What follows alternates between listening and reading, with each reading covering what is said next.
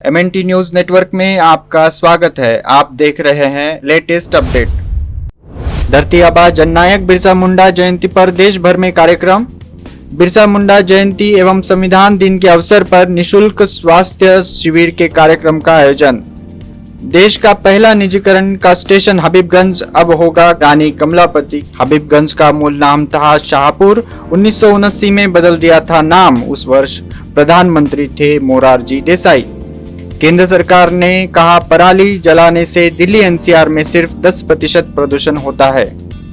देखते हैं अपडेट्स विस्तार से।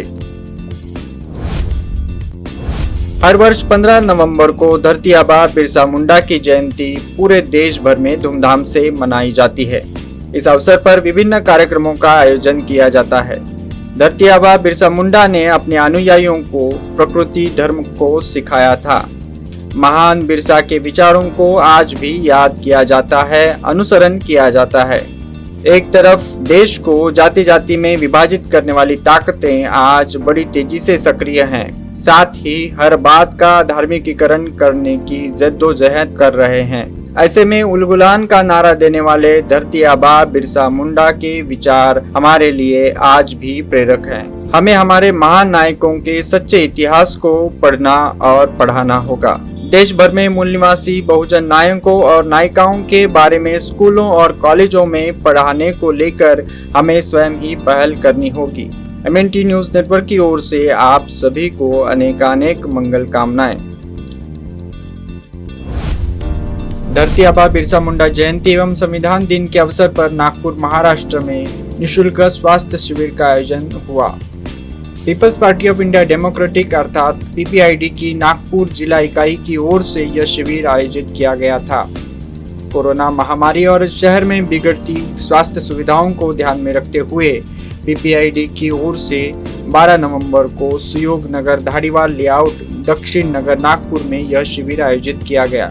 शिविर का आयोजन आविष्कार कामले और रोहित कामले की अगुवाई में किया गया था। स्वास्थ्य शिविर का उद्घाटन आयुष्यमती प्रीतिताई कामले और आयुष्यमती विद्यामती मून द्वारा जननायक बिरसा मुंडा और राष्ट्र निर्माता डॉक्टर बाबा साहेब अम्बेडकर की प्रतिमाओं को माल्यार्पण करके किया गया। स्वास्थ्य शिविर में advance dental hospital, Srishti eye clinic एवं Sunflora homeopathic clinic, doctor Harish Rathi और डॉक्टर गौरव उरकांडे सहित डॉक्टर रोहित मैत्रीकर एवं प्रशांत गायकवाड़ द्वारा चिकित्सा सुविधा उपलब्ध कराई गई। शिविर में भारी मात्रा में दक्षिण नागपुर के नागरिकों ने सुविधा का लाभ लिया। PPID नागपुर जिला उपाध्यक्ष विनोद डोंगरे, उपाध्यक्ष अविनाश साखरकर, मीडिया प्रभारी प्रवीण अड़कने, जिला सदस्य राहुल मडामे, दक्षिण नागपुर सदस्य कृष्णा मोरे, मूल निवासी विद्यार्थी संघ के राज्य अध्यक्ष ब्रजेश खटाना उपस्थित थे।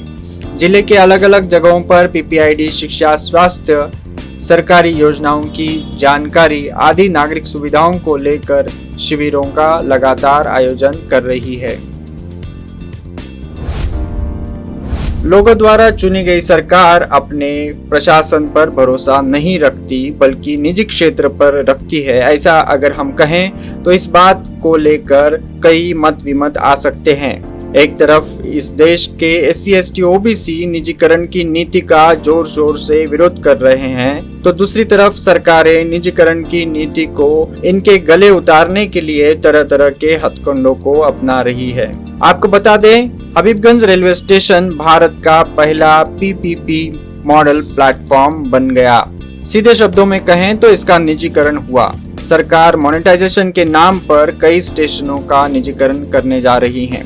निजीकरण द्वारा संचालित भारत के इस पहले रेलवे स्टेशन का उद्घाटन देश के प्रधानमंत्री नरेंद्र मोदी ने किया। इस स्टेशन का नाम हबीबगंज से बदलकर अब रानी कमलापति के नाम से होगा। मूल निवासी गोंड राजा निजाम शाह की पत्नी रानी कमलापति के नाम से यह स्टेशन जाना जाएगा। आपको यह भी बता दें कि मूलतः इस स्टेशन का निर्माण अंग्रेजों के समय 1905 में किया गया था, जिसका मूल नाम था शाहपुर। इस स्टेशन का नाम 1979 में बदलकर हबीबगंज किया गया था। उस वर्ष केंद्र में मोरारजी देसाई प्रधानमंत्री थे। एक प्रकार से आज की बीजेपी उस वक्त जनसंघ के रूप में केंद्र सरकार में शामिल थी। आपको यह भी बता दें कि उस वक्त स्टेशन का नाम शाहपुर क्यों था। इतिहास को पढ़ेंगे तो पता चलता है कि मध्य भारत में मूल निवासी गोंड राजाओं का राज था। गोंड राजा निजाम शाह राजा सूरज सिंह शाह सलाम के बेटे थे। कई गोंड राजाओं ने अपने नाम के आगे शाह लगाया था। वायु प्रदूषण के एक मामले में केंद्र सरकार की ओर से पेश हुए सॉलिसिटर जनरल ने सुप्रीम कोर्ट को कहा कि पड़ोसी राज्यों में पराली जलाने से दिल्ली एनसीआर में सिर्फ 10% प्रदूषण होता है। 75% प्रदूषण उद्योगों, धूल वाहनों या शहर के परिवहन से होता है। आपको बता दें, दिल्ली और उससे सटे इलाकों में हो रहे भारी प्रदूषण को लेकर दिल्ली की मीडिया में पिछले कई वर्षों से किसानों को जिम्मेदार माना गया। किसानों द्वारा पराली जलाने जाने के कारण दिल्ली में प्रदूषण होता है, इस बात पर जोर देकर कहा गया। कई जगह किसानों पर पुलिस केस हुई, किसानों पर जुर्माने भी लगाने की कवायद हुई। इसी के मद्देनजर अब किसानों द्वारा सरकार पर कई सवाल खड़े किए जा रहे हैं। अब सरकार की तरफ से अलग रुख अपनाया गया है। सरकार ने कहा कि पड़ोसी राज्यों में पराली जलाने से दिल्ली एनसीआर में सिर्फ 10% प्रदूषण होता है। 75% प्रदूषण उद्योगों, धूल वाहनों या शहर के परिवहन से होता है। भारत के मुख्य न्यायाधीश NV रमना, न्यायमूर्ति DY चंद्रचूड़ और न्यायमूर्ति सूर्यकांत की पीठ राष्ट्रीय राजधानी में बिगड़ती वायु गुणवत्ता की स्थिति को नियंत्रित करने के लिए आपातकालीन कदम उठाने की मांग करने वाले एक मामले की सुनवाई कर रही है।